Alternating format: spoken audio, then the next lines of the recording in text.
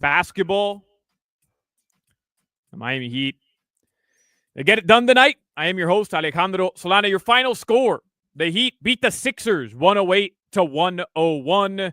And I know everybody wants to talk about Jimmy Butler and the Jimmy Butler era officially coming to an end in Miami. So here's what we're gonna do. We're streaming live on YouTube and Twitch, by the way, Miami 560 on both those channels. If you want to watch it live, for those of you listening to us on 560 WQAM and the Odyssey app, greatly appreciated. We're gonna recap this game a little bit. I'm gonna get you all caught up on what has transpired. Jimmy Butler is now a member of the Golden State Warriors. He got his extension. He got paid by the Warriors, and the Miami Heat have Andrew Wiggins headed to Miami. But it is a fluid situation. A lot has transpired. A lot has changed already in this trade as we approach the 3 p.m. deadline tomorrow by the NBA to get trades done. And this trade is not finalized just yet, which means that more teams can be added and more moves as a part of this now 4-team deal trade can still work itself out. As for the game tonight, Heat 108, Sixers 101. After what happened yesterday, okay, let's start here. After what happened yesterday between the Miami Heat and the Chicago Bulls, where you felt like you were in the driver's seat, 12-point lead with 10 minutes to go, you could not lose this game. No Joel Embiid for the Philadelphia 76ers. And the Heat, they had leads. At halftime, they had a lead headed into the fourth quarter. They led by 7 after 3. And what happened to you yesterday in Chicago and what has happened to the Heat way too many times this season could not happen to them again versus Philadelphia tonight. And credit the Heat because the Sixers threw punches. Tyrese Maxey, man, we know how good he is. He threw punches at Miami. And this one felt like it was going to end in disgust again. It felt like it was going to end in frustration again at times. Sixers close to just a 4-point deficit with under 5 minutes to go in the game. But then it was the biggest stretch of the game for the Miami Heat. And I think the best part about this one, because Kel'el Ware only played 19 minutes, no Drummond and no Embiid for the Sixers. They have to go small. And the Heat couldn't deploy their big front court for as long as you wanted, but you got several different guys making big-time plays. You had Niko Jovic, who was outstanding today. I just hear Tobin right now with Jovic, dude, just outstanding once again. But a block that led into a Pelle Larsson 3. And then Tyler Hero hit a jumper to put the Heat up 6. Bam Adebayo knocked down a contested jumper, shot of the night to essentially ice the game.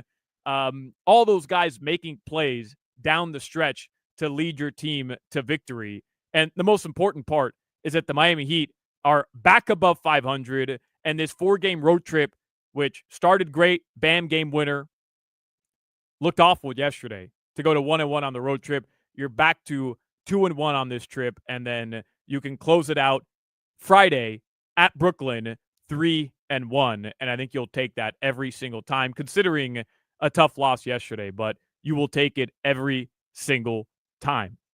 Now, let's get to Jimmy Butler and let's get to the reaction to this trade. Here's how it all transpired. Let me take you through the timeline here. Shams Charania tweets out midway or towards the end of the first quarter in this game, the Heat finalized the deal to send Jimmy Butler to the Golden State Warriors for Andrew Wiggins, Dennis Schroeder, Kyle Anderson, and a protected first-round pick, sources tell ESPN. And as part of the deal, the Warriors were sending Lindy Waiters III and the Heat's Josh Richardson to the Detroit Pistons. We immediately found out Jimmy Butler agreed to a new 2-year, $121 million extension with the Golden State Warriors through 2026-2027, according to Shams and Brian Windhorst of ESPN. So Jimmy's going to decline his player option, and a part of this trade, he is getting the 2-year, $120 million extension that he wasn't getting from the Heat.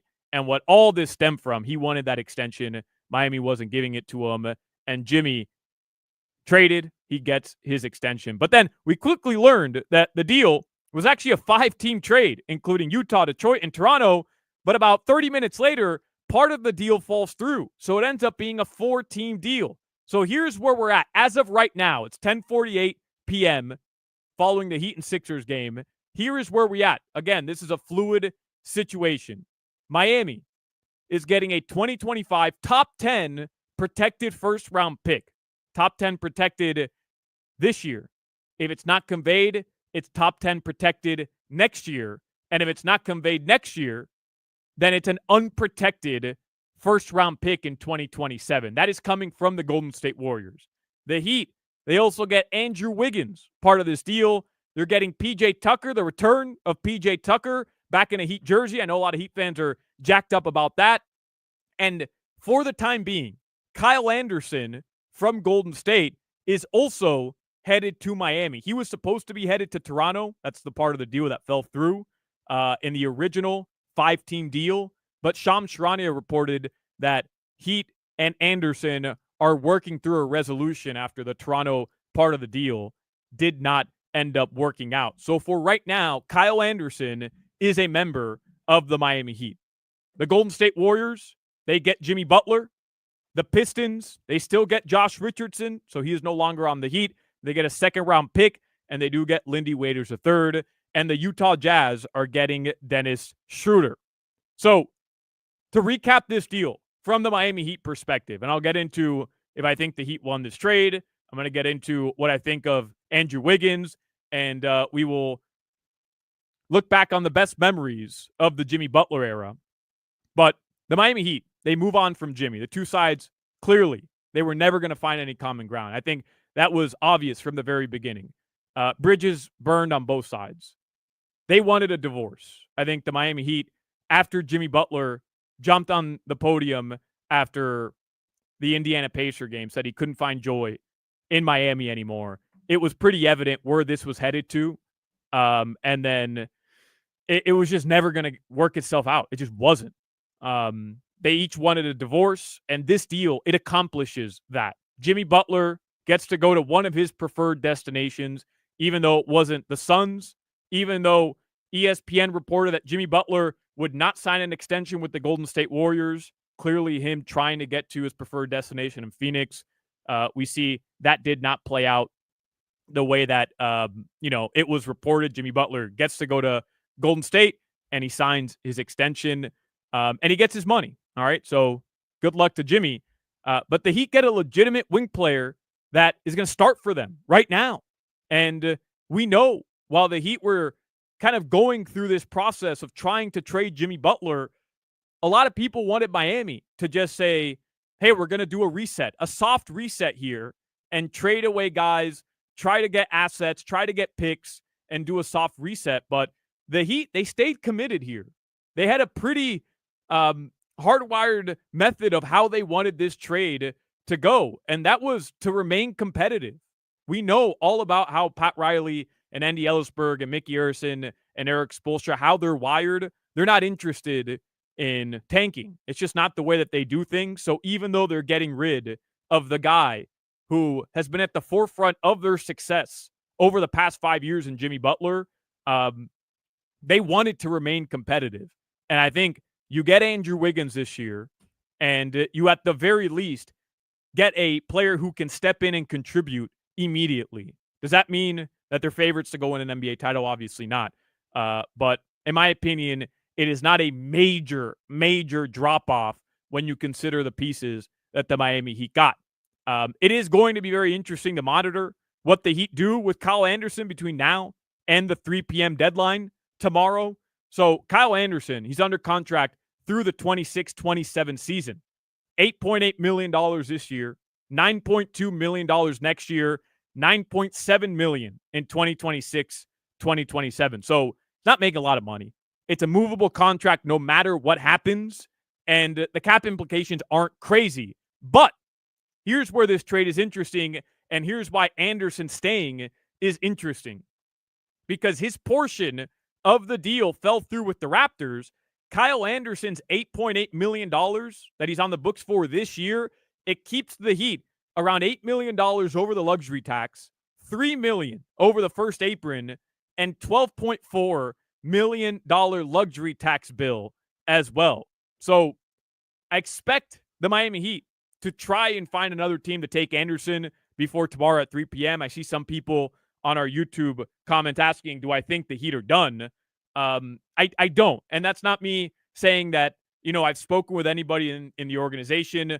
I just think because Kyle Anderson was supposed to be moved originally in this deal, and it would have kept the Heat below the first apron outside of the luxury tax, it seems evident and it seems pretty obvious that Kyle Anderson could end up still on another team by 3 p.m. tomorrow.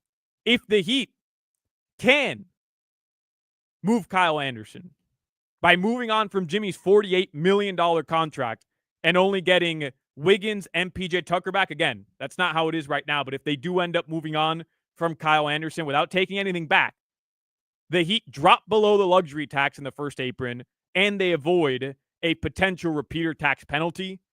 PJ is an unrestricted free agent this offseason. That gets them $11.5 million off their books this summer. And even though Wiggins is under contract through 26-27 season, he has a player option that year, the Heat would have way more flexibility moving forward, including in the 2026 offseason, which we all know is a priority for the Miami Heat.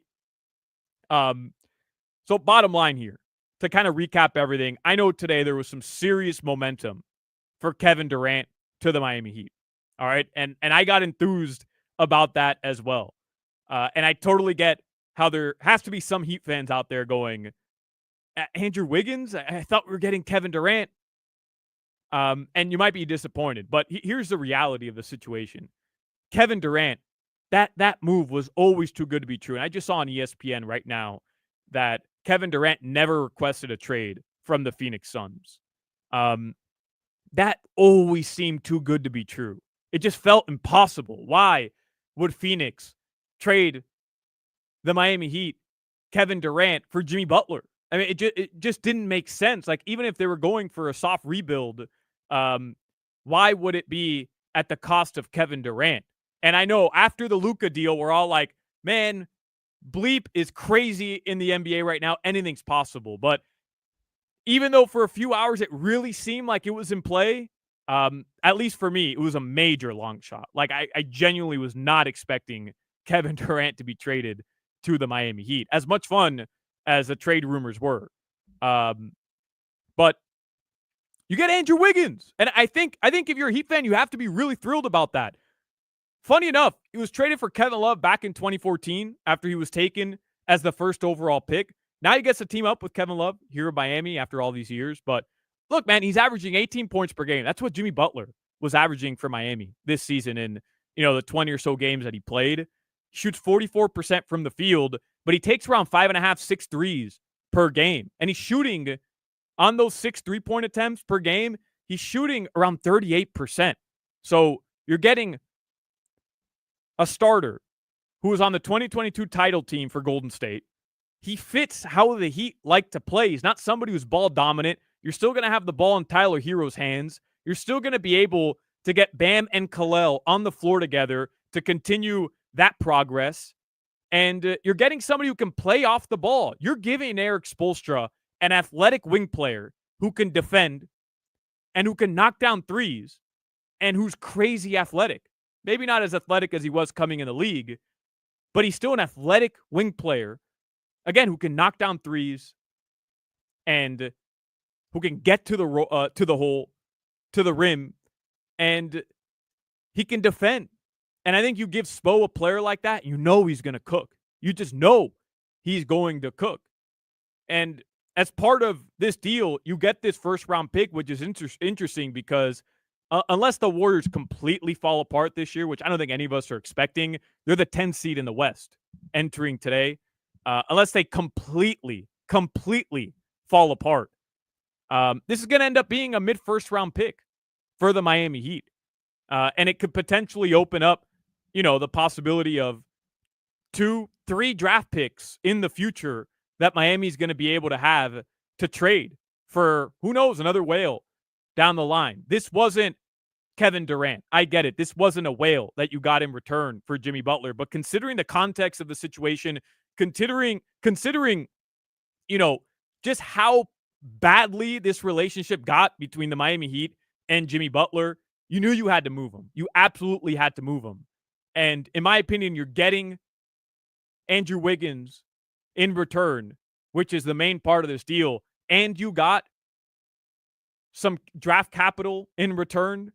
To me, that's a win for the Miami Heat. It's a win. And we'll have to see how this plays out, how this ends up being finalized, what ends up happening with Kyle Anderson. But to me, Andrew Wiggins and a first-round pick, which is, the big part of this deal for Jimmy Butler, who is probably never going to play in a Heat jersey ever again. I think, if you're a Heat fan tonight, you have to be stepping away from this trade, step back for a second and say, yeah, I'll take that. I will absolutely take that. We're going to take a break. Actually, let's head back right now to the Wells Fargo Center. Terry Rozier is, or just spoke in the Heat's locker room. Let's hear from Terry after the Miami Heat. They did win tonight. They beat the Philadelphia 76ers 108-101. Here is Terry Rozier, who had a really nice game today. A few times this season, you guys have been able to overcome high turnover nights, high points off turnover nights. What was the key for this one to be able to have 20 out there, but be able to do enough to still get the win? We had 20 turnovers. I think.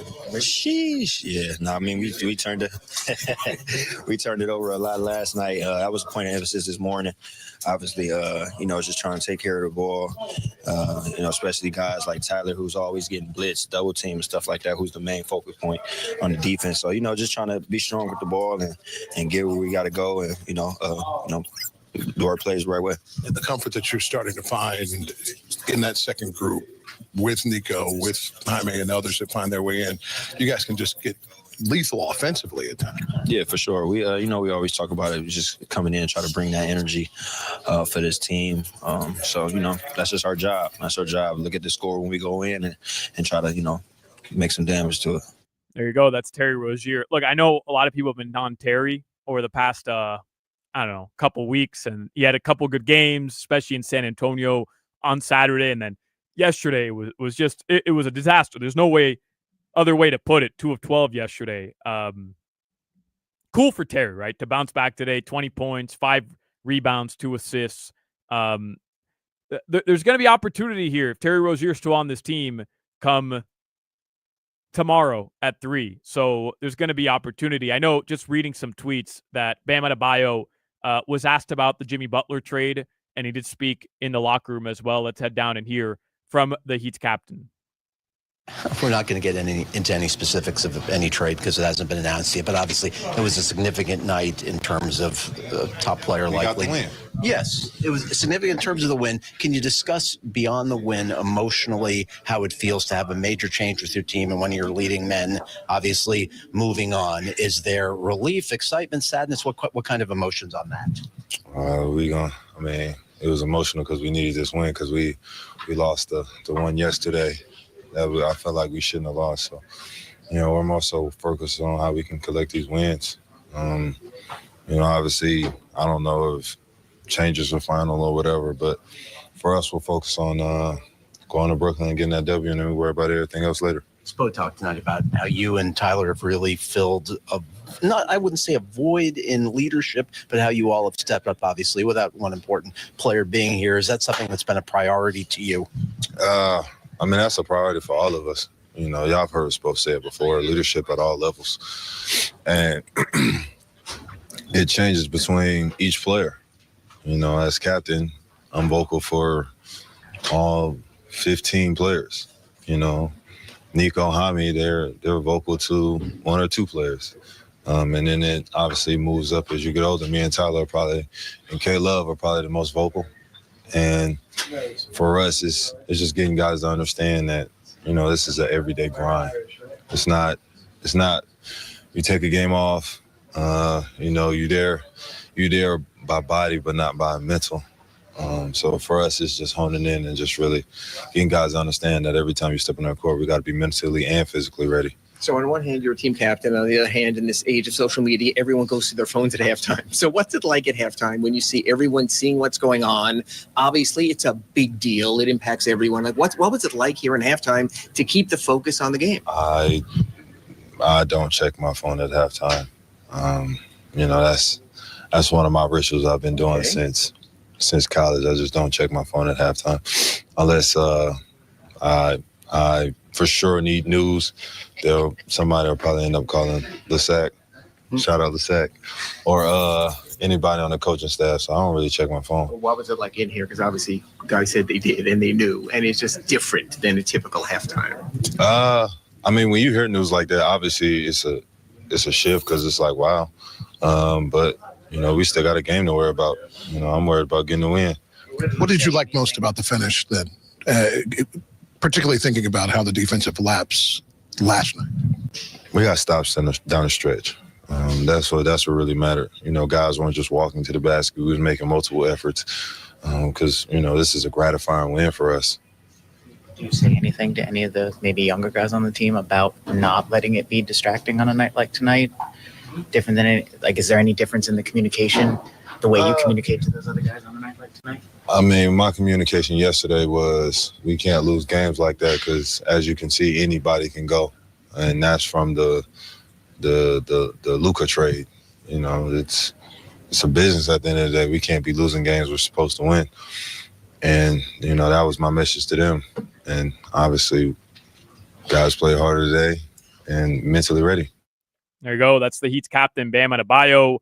Nobody's really going to have any sort of major comment from the Heat locker room after a game like that. There was a really funny video that went viral at around the third quarter, maybe right before halftime, actually, of a fan sitting right behind the Heat bench. It looked like he was wearing Heat clothes, too. And he was telling Kevin Love, Tyler Hero, and Jaime Jaquez Jr. about the Shams bomb like seconds after it happened. And Kevin Love was asking him, like, wait, who's a part of the deal? And you could tell Tyler and Jaime, their faces, there was some shock. There was some shock for sure. But if you're just joining us right now, Jimmy Butler, the Jimmy era is done in Miami. He is headed to the Golden State Warriors, and the Miami Heat get Andrew Wiggins in return. There's a bunch of trade grades already posted right now on several different outlets. I'm going to read through those, and I'll give you some of what people are saying about this trade on the other side. If you want to get in, I'll take some calls. I know it's late, 11 o'clock right now in Miami, but 305-567-0560. The Miami Heat, they do beat the Philadelphia 76ers today. As you heard, Bam Adebayo, important win for Miami, bouncing back after yesterday. They're back to above 500. I'll give you the updated NBA standings, especially in the Eastern Conference, when we return, and we'll talk more about this deal. Andrew Wiggins, your newest member of the Miami Heat. Jimmy Butler headed to the Golden State Warriors. Solana here on the cool down. You're listening to your home for Miami Heat basketball.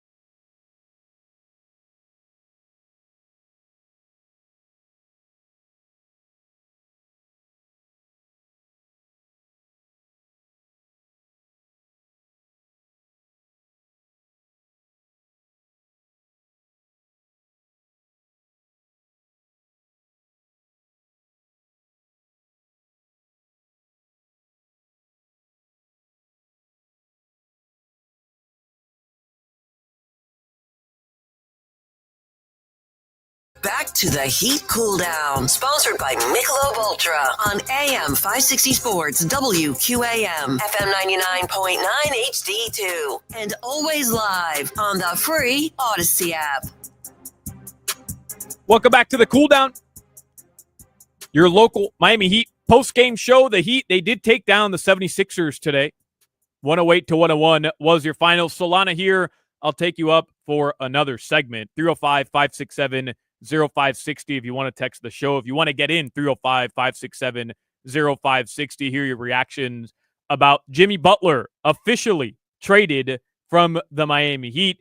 I was just reading some of the comments here from Nikola Jovic in the locker room, and he spoke about Jimmy Butler being traded, even though it's not official yet from the Miami Heat. So before I kind of recap this entire trade once more, because I do think there's an important part here where we talk about the Heat wanting to remain flexible. We talk about the Miami Heat looking towards 2026, that offseason, and wanting to just have that flexibility in terms of cap space, in terms of assets available that I haven't touched on just yet. So I'll get to that in a second. But Niko Jovic, very candid after the game in the Heat's locker room, after a phenomenal game from Niko, by the way. He was just outstanding. Hit his first 8 shots, finished the game 8 of 9, knocked down 3 triples. He had 23 points, and maybe he had the defensive play of the game as well. Niko Jovic in the locker room. During your career, we know everyone has a phone. We know that the world sort of changed in the first half. What was it like, everyone sort of seeing what was going on at halftime, but still having a game to play and a game to win? What was that scene like in here? I feel like we stayed locked in, you know. Mm-hmm. Of course, this is a big news, you know, and of course it shocks you. But in terms of the game, I think we stayed locked in, and that's very important because we had to win this one, you know. After a tough loss in last game, we really had to win this one. I know a lot of times teams say adversity can bring teams together. It's been a very interesting 6 weeks or so with things changing, but it seems like you guys also have found the new you, who this team is now. You, Jaime, guys coming together, Terry having a good run. Do you sort of feel like it's come back together for you guys, that there's a better sense of being together as a team? I mean, we for sure look better. Mm-hmm. It's not easy when our best player at the moment, you know, was kind of out, and then rotate. You got to figure out the rotation. But you know, now at this point, we got a lot of minutes together, and just simple basketball after that. At halftime tonight or after the game, did Spo mention anything to the team in terms of be prepared for a trade, or mention anything at all about it? Actually, not really. At the halftime, he actually, before his speech before halftime, he already thought we knew, but we didn't, and that's it. He hasn't said anything yet. Does it take any energy to stay locked in and shut out the noise during the game or at halftime, or is it just kind of a kind of bigger version of what you're usually doing, trying to stay focused? I mean, when you step on the court, you really don't think about us and us. At least that's how it is for me, and I know that's how it is for the other guys. So, you know, in terms of basketball, it wasn't really complicated. Well, that's obviously Terry talked, Kevin, just emotions right now, without getting into specifics of who you're getting, but emotions for you. Obviously, Jimmy was someone who took you under his wing. Just what you're feeling, sadness because of that, excitement about the future players coming in? Well, my brother, man, I'm going to miss it for sure. I think a lot of guys here will, and he's someone who did a lot for this franchise. You know, he's someone who helped me so much, where I'm not sure if I'll be here right now if there wasn't him. And I'm sad I have the same moment. You know, I'm sad we're not going to see him anymore, but I'm really happy that he got what he wanted. You know, that bag's kind of really big, and I'm happy for him, you know, and I just wish him luck, and I hope I'll see him soon. Thank you. Yeah, just one, yeah. The finish tonight. What was key difference as it pertains to defense that maybe wasn't there last night for you? Pella. Oh, I don't know. No, I'm joking, but really, shout out to him for what he did this tonight. We just stayed locked in a lot more, and I think that's it. It's pretty simple. A lot of things happening there at the very end. First of all, Niko Jovic, love that guy. Just on it. He's honest. He reminds me of Goran, right? Like they get in front of a microphone and they're just honest. They're going to tell you how it is. They're going to tell you what they feel. I imagine everybody in the Heat locker room was given a heads up, like, hey, you're about to be asked about the Jimmy trade. Tried not to address it. Like nothing's official yet. And he's like, yeah, I'm going to miss my brother. I'm going to miss him. So he goes right out and he says it. But then Jason Jackson, he has a job to do. All the other reporters are in there trying to figure out, what their reactions are about the trade. Like Jax, you heard the same thing when we played Bam Adebayo in the previous segment. He's got a job to do. Hey, I got to ask about this game. That's his job, right? He's out there reporting. And Nico hits him with the difference between last night and tonight. Pelle Larsson, who's out there. And as funny as it is, as much as Nico's joking, Pelle Larsson had one of the shots of the game. It was the big sequence I talked about earlier. Nico block, down on the other end. Pelle walks in to a three-point. That was a really cool moment for him. We still have to hear from Tyler Hero in the locker room, but I did just want to get to a few more things regarding the trade. If you're just joining us here, 305-567-0560 if you want to text the show right now to talk about Jimmy Butler. I know there's some of you right now on our watching on YouTube and Twitch. I appreciate everybody who tuned in late after a Heat victory to react to maybe a top 3, top 4, top 5 Miami Heat player. Their era, their tenure here with the Heat officially coming to an end. I mean, I know how sour and how toxic this relationship got. And I know the feelings by Heat fans right now, the majority. I think there's still, a couple camps that were Team Jimmy throughout this entire thing. And that's fine. But the majority of Heat fans were upset with the way that this thing kind of transpired over the past 5 or 6 weeks. We're upset with the way Jimmy and his camp and some of the people in his circle have carried themselves throughout the past 5 or 6 weeks. And when you think back on this Jimmy Butler era, right now, it's very easy to kind of dismiss it and be upset with Jimmy the person and be upset with the way his time in Miami ends. But if you don't look at it in a vacuum and you kind of step back and you give it the context and you kind of let cooler heads prevail, I mean, Jimmy Butler is part of one of the 3 best eras of Miami Heat basketball. He is at the forefront of one of the 3 best eras in Miami Heat basketball. Number 1, no doubt, is the Big 3 from LeBron James announcing that he's taking his talents to South Beach for the next 4 years. You're at the epicenter of not just the basketball world, but of the sports world. That will always be number 1. That will never be replicated by anybody, by any team, by any franchise.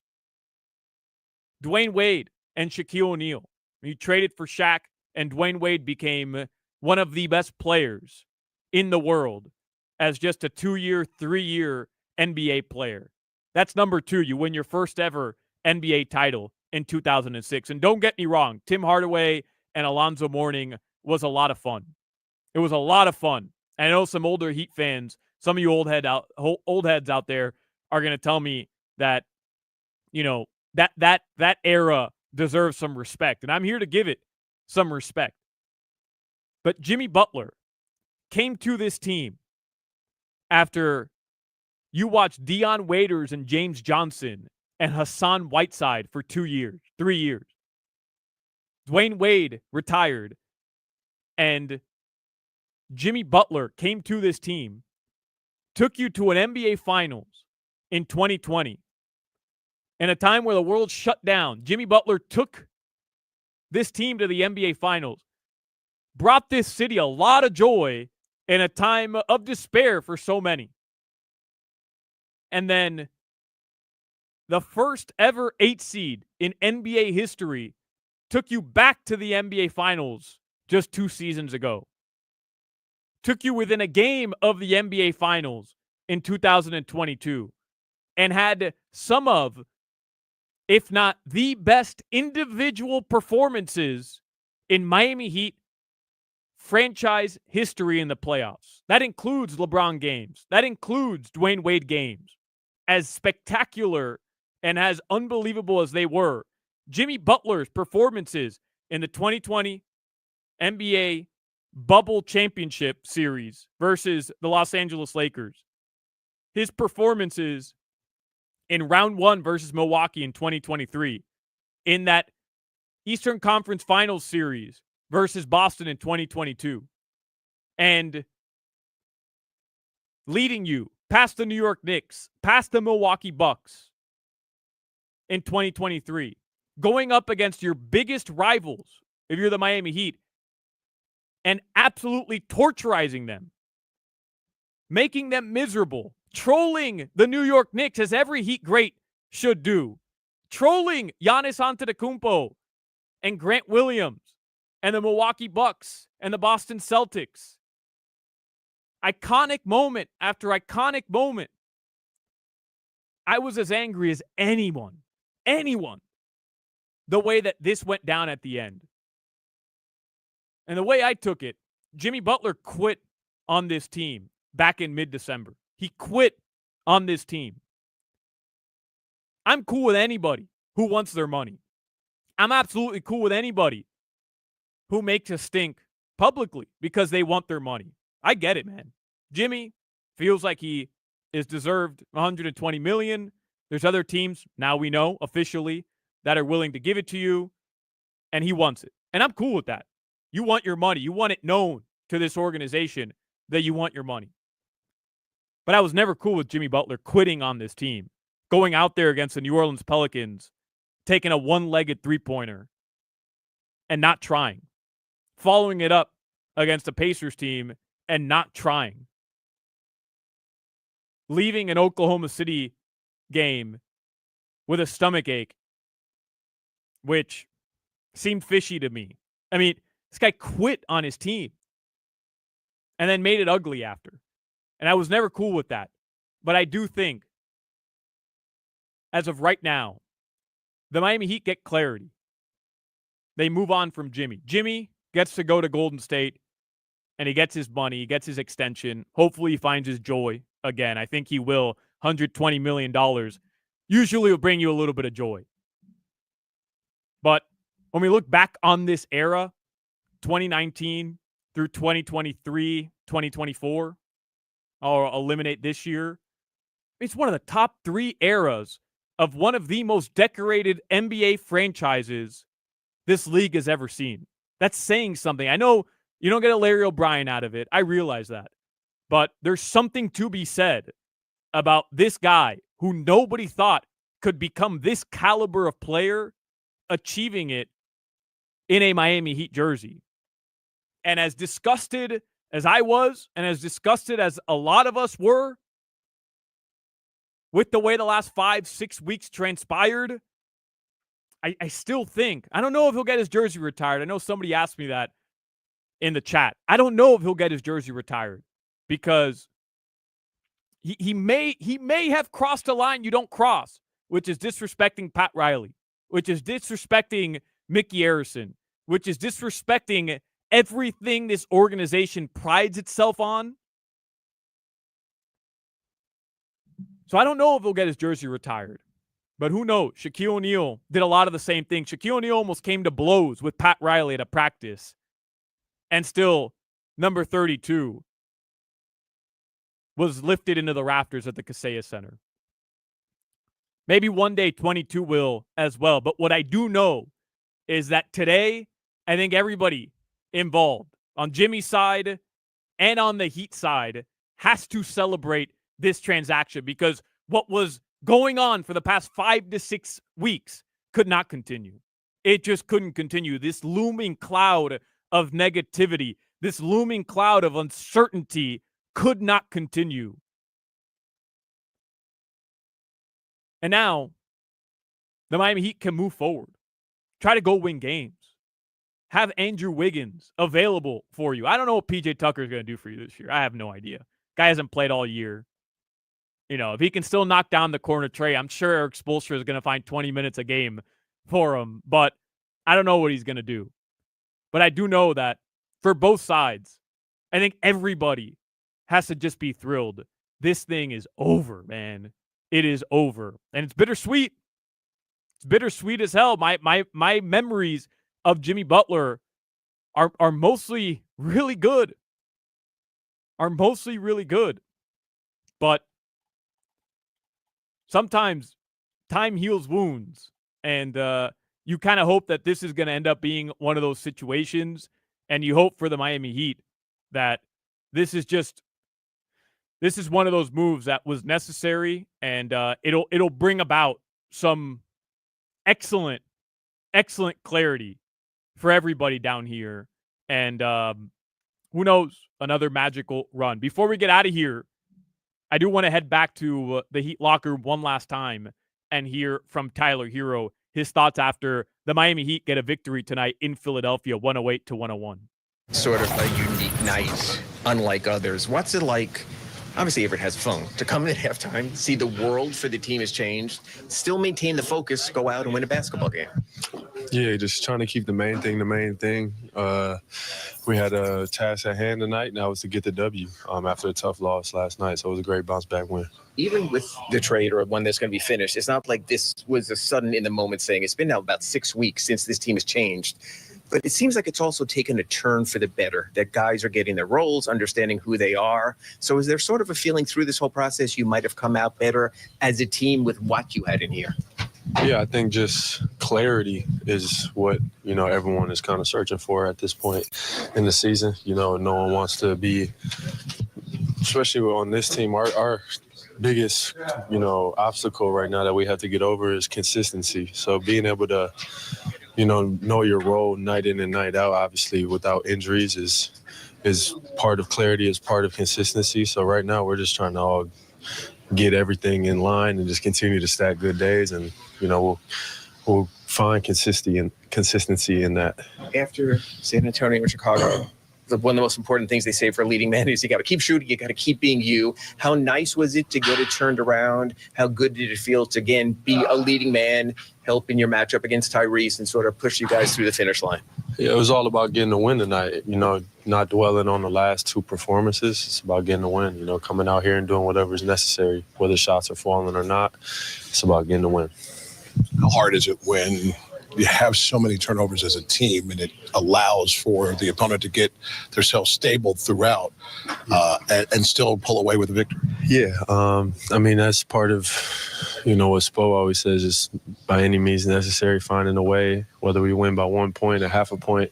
But as far as the turnover, that's on me and Bam as the leaders with the ball in our hands. We have to be much better taking care of the ball, getting the guys in the right spots, getting the space, and making sure that we're getting shots on goal. So I'll be better, and I know Bam will be better as well. What was better defensively down the stretch versus last night? Just we brought ourselves to the game. That's all it takes. Literally bringing effort, bringing energy, bringing focus. We can do this every single night on the defensive end. It's just about us bringing what I said, ourselves. There you go. That's Tyler Hero. Yeah, man, must have been a weird day, right, for the entire Miami Heat team in that locker room at halftime. You're trying to stay focused for a game, and Jimmy Butler is being traded. You're getting all these reports from Shams Charania. Just to recap here for anybody who just tuned in, and I want to thank everybody who did tune in with us on our video stream, and for those of you who stayed up late with us here on the cool down to react to, again, I think a moment everybody expected prior to tomorrow's 3 p.m. trade deadline. But still, when we all kind of look back on this, maybe in a couple months, maybe in a couple weeks, maybe in a couple of years, like this will go down as one of the most, I guess, impactful days, one of the most memorable days in Miami Heat history, the end of the Jimmy Butler era. That really is how it's going to be looked back on. Jimmy's going to go down as one of the greatest players in Miami Heat franchise history, and I'm not talking top 10. I'm talking top 5. And today that ends officially. He is no longer here. Just to kind of recap, the Miami Heat move on from Jimmy, but in return they get Andrew Wiggins. They get a first-round pick that most likely will end up being a pick that will be in the mid first round unless the Warriors are absolutely god-awful this year. And just think back to all the guys that the Miami Heat have drafted over the past couple of years. Jaime Jaquez Jr., Kel'el Ware this year.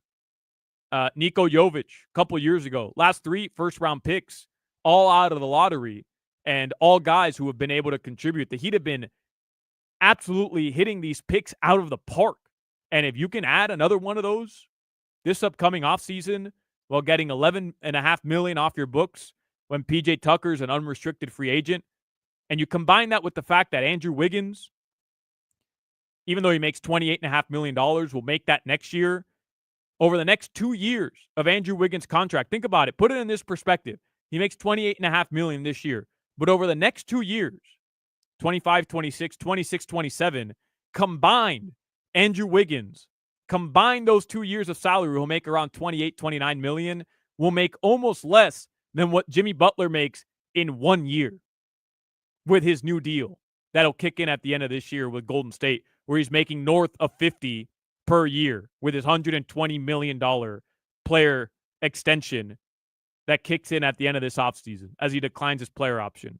I mean, that's good value, and you didn't take back a lot of salary. You didn't. We'll have to see again what happens with the Miami Heat still trying to, hopefully, I say hopefully just from the standpoint of Kyle Anderson's money and how it would help the Heat get under the first apron and the luxury tax, but you don't take back a lot of salary.